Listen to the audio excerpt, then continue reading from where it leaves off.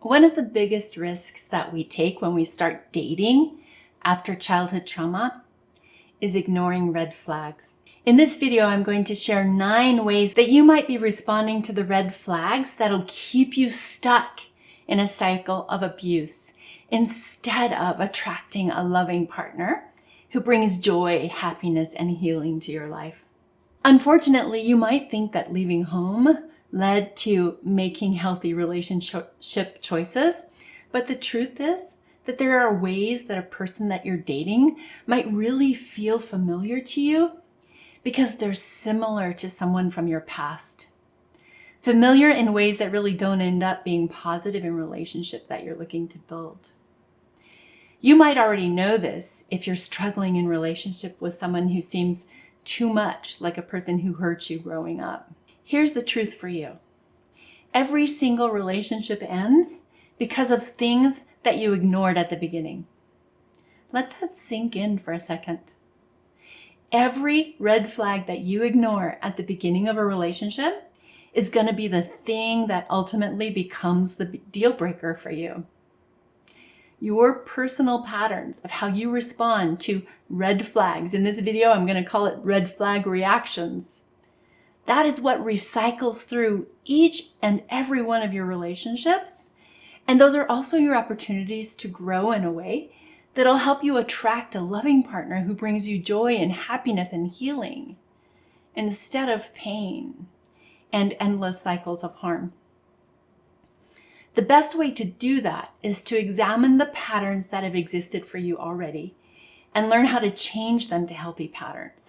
So stick around to the end of the video because I'm going to share with you what you can do if you find these red flag responses come just too close to home.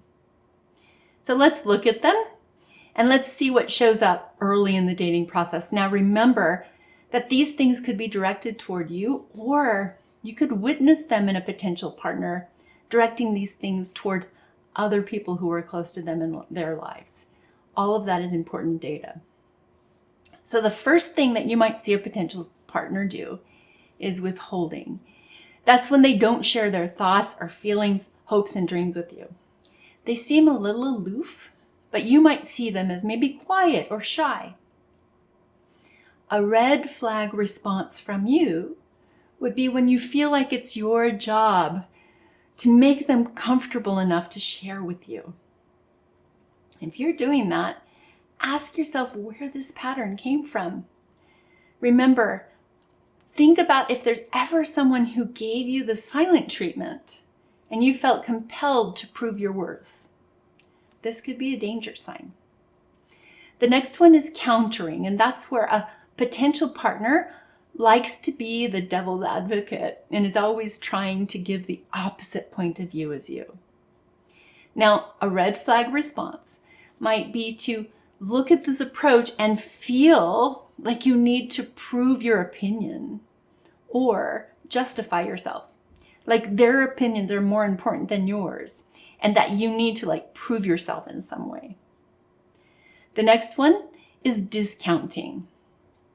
Now that's when a potential partner denies your reality or your personal experiences.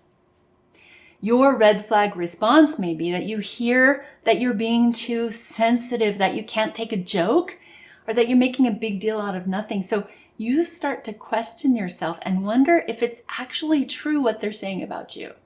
Soon you'll start to deny your own feelings so that you connect with this person.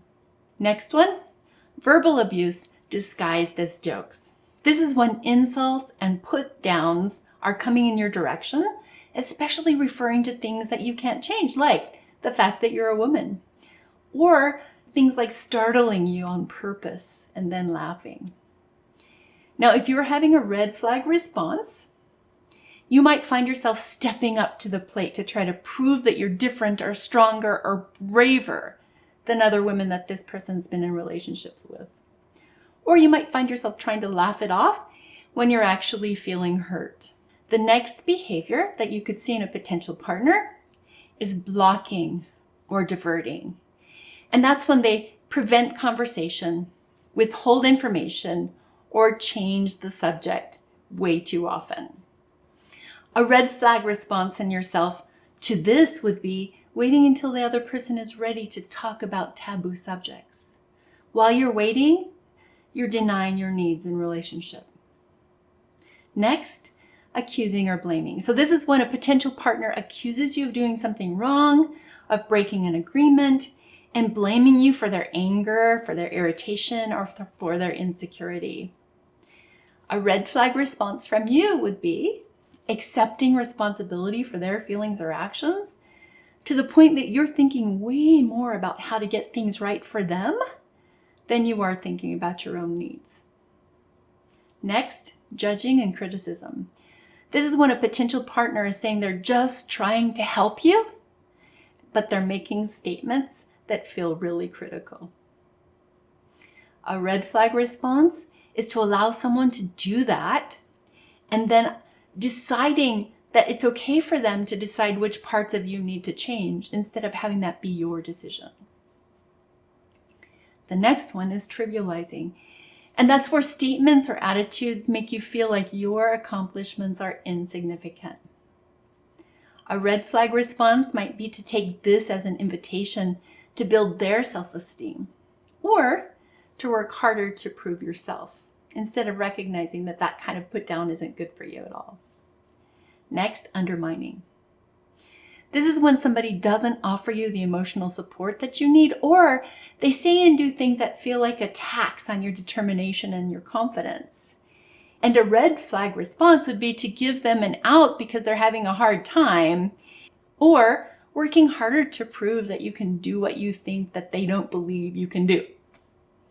Now, this is just a really short list of a few of the possibilities of your red flag responses that end up causing you to feel stuck in harmful relationships instead of attracting a happy partner who's joyful and will grow with you as they love you. What all of these responses have in common is that the partner acts in a way that you respond to by trying to make yourself better so that you can be accepted, instead of recognizing that this may not be a good match. So, do you recognize yourself in some of these patterns? Well, I'm super excited to announce that I'm partnering with City Psychological to offer you a group experience that will help you break the cycle of unhealthy, hurtful relationships once and for all. It's called Take a Break to Break the Cycle, and it offers you the chance to really figure out what keeps you from connecting with a healthy partner who will grow with you and love you. This video gives you just a tiny glimpse of what we explore in our first session. How did I get here? Because that's the question that most women ask themselves after a hurtful relationship ends. Take a Break to Break the Cycle offers you the opportunity to spend 12 weeks with me doing the foundational work that allows you to break the cycle that leads to a seemingly endless stream of heartbreak and patterns of hurt and violence. Instead of looking for your next relationship and finding yourself disappointed because similar abuse patterns keep showing up even though the face doesn't look the same, take a break. Take a breath. Reconnect with yourself and learn how to heal the patterns that have kept you stuck in harmful relationships. The group is limited to 10 women, and we only have it open 4 times a year. So if you're interested, hop on over and contact City Psychological to join. Just go to www.citypsych.com or call them at 866-478-3978. They're ready to take your call, and I'm excited to see you in our group.